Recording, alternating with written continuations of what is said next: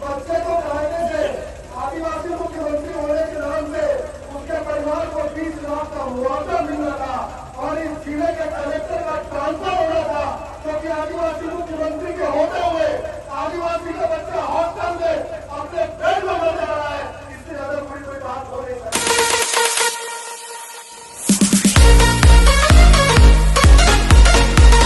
ये आप सबको पता है। मैं यहाँ क्यों शामिल होने आया और आप लोगों से बात करने का मैंने क्यों किया, क्योंकि आप और हम चाहे धर्म जो भी मानते हो और हम सब भारतीय हैं, हम सब एक लोग हैं और ये हिंदुस्तान हम सबका उत्तरी है, जिसमें आपका उत्तर मेरा हम सबका उत्तर है कि नहीं है।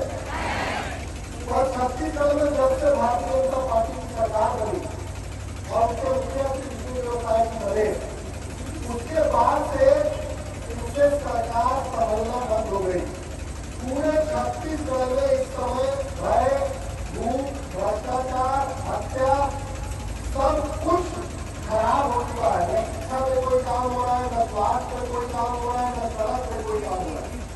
और शायद ही जो कि सरगुजा के इलाके से आते हैं, जो कि आदिवासी क्षेत्र से आते हैं, और उसके बाद आप देखिए हरदेव का पूरा रास्ता जंगल करता है, करता है नहीं करता है।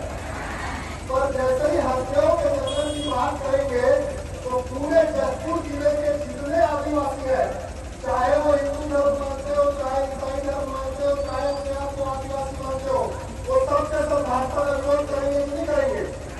वो साय जी का विरोध करेंगे कि नहीं करेंगे? तो उनको अगर मुद्दे से भटकाना है तो नामांतरण आरोप लगा दो और बता दो किसी को। उससे क्या होगा?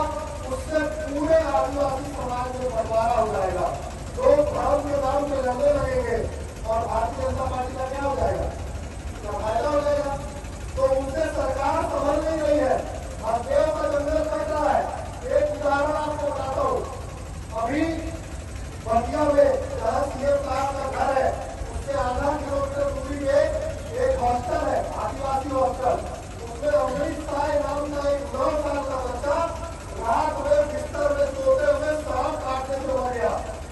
ये सरकार जो आदिवासी व्यक्ति करा रहा है, इस सरकार ने उस मामले को दबाने की कोशिश की। उसको मुआवजा देने का प्रावधान नहीं था। जब मैंने आवाज उठाई, जब कांग्रेस के साथियों ने हल्ला किया, तब जाकर के उसको 4 लाख रुपया 6/4 के मामले में दिया गया। ये पहले रहने की बात नहीं है। उस बच्चे को पढ़ाने से आदिवासी मुख्यमंत्री होने के नाम से उसके परिवार को 20 लाख का मुआवजा मिलना था और इस जिले के कलेक्टर का ट्रांसफर होना था, क्योंकि आदिवासी मुख्यमंत्री के होते हुए आदिवासी का बच्चा हॉस्टल में अपने बेड में मर जा रहा है। इससे ज्यादा कोई बात हो नहीं सकती। पर जब आप ये मामले उठाएंगे तो इससे उनकी सरकार में खतरा पैदा होगा। उसके बाद इतने आदिवासी हैं वो भाजपा के विरोध में खड़े हो जाएंगे, तो उनको भटकाएंगे कैसे? उनका ध्यान कैसे भटकाएंगे?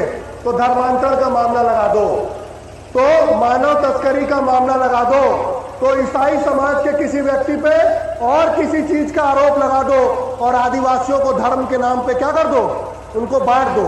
आपको और हमको यह समझना है कि ये जो भारतीय जनता पार्टी कर रही है, ये जो विष्णु देव साय की सरकार में हो रहा है, ये विशुद्ध राजनीति है। इसका हिंदू धर्म से कोई लेना देना नहीं है, इसका ईसाइयों से कोई लेना देना नहीं है। इनको अपनी कुर्सी और सत्ता बचानी है, इसलिए ये आपको और हमको लड़वाना चाहते हैं। साथियों,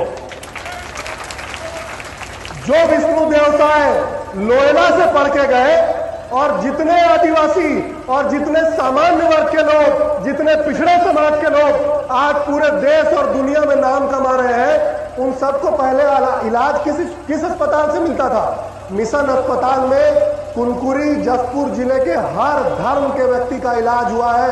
कोई नहीं कह सकता कि किसी के घर का बच्चा वहां नहीं हुआ, कि कोई एक्सीडेंट हुआ तो उसको बचाया नहीं गया, कोई मर रहा था तो उसकी जान बचाई नहीं गई। और आप क्या कर रहे हो? आप राजनीति के लिए मिशन के अस्पताल को, मिशन के स्कूल को टारगेट कर रहे हो। क्यों कर रहे हो? क्योंकि आपको अपनी सत्ता और कुर्सी बचानी है। पर मैं पूछना चाहता हूं इस सरकार से कि 2025 आने के बाद भी आप एक बढ़िया स्कूल नहीं बना सकते, आप एक बढ़िया अस्पताल नहीं खोल सकते, तो जो लोग समाज में सेवा का काम कर रहे हैं उनको आप टारगेट क्यों कर रहे हैं?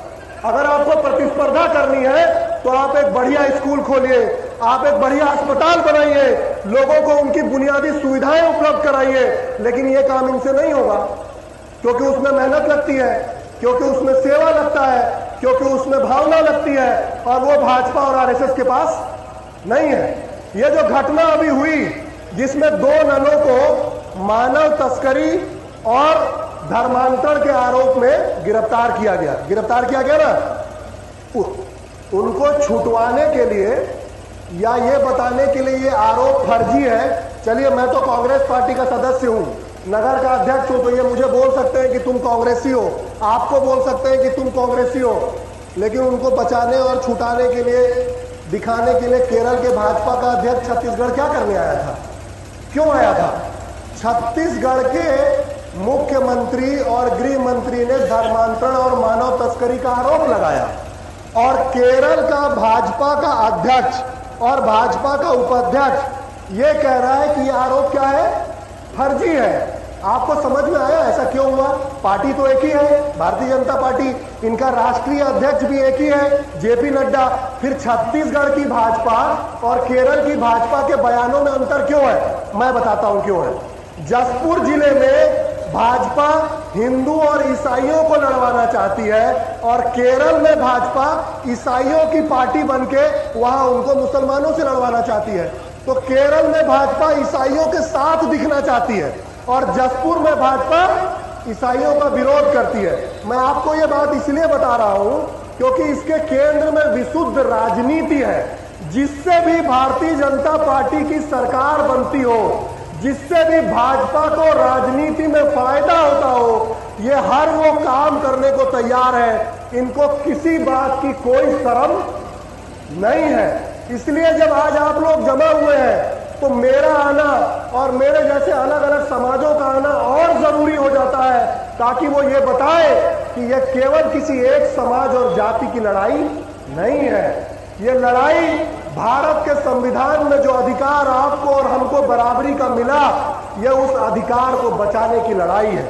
ये लड़ाई जिस भारत का सपना हमारे आपके पूर्वजों ने देखा था, उस सर्वधर्म समभाव के भारत को बचाने की लड़ाई है। ये लड़ाई भारत में कानूनी व्यवस्था को स्थापित करने की लड़ाई है। अगर कहीं कोई अपराध हो रहा है, अगर कहीं कोई कुछ गलत कर रहा है, तो उसके लिए भारत में पुलिस है कि नहीं है? बताइए, है कि नहीं है? तो वहां ये बजरंगी गुंडे, वहां ये आरएसएस के लोग, वहां ये भाजपाई गुंडे क्या करने जाते हैं भाई? अगर कोई समस्या है, कहीं कोई कानून तोड़ा जा रहा है, कहीं कोई दिक्कत है, तो आप थाने में रिपोर्ट करिए और पुलिस अपना काम करेगी, न्यायपालिका अपना काम करेगी।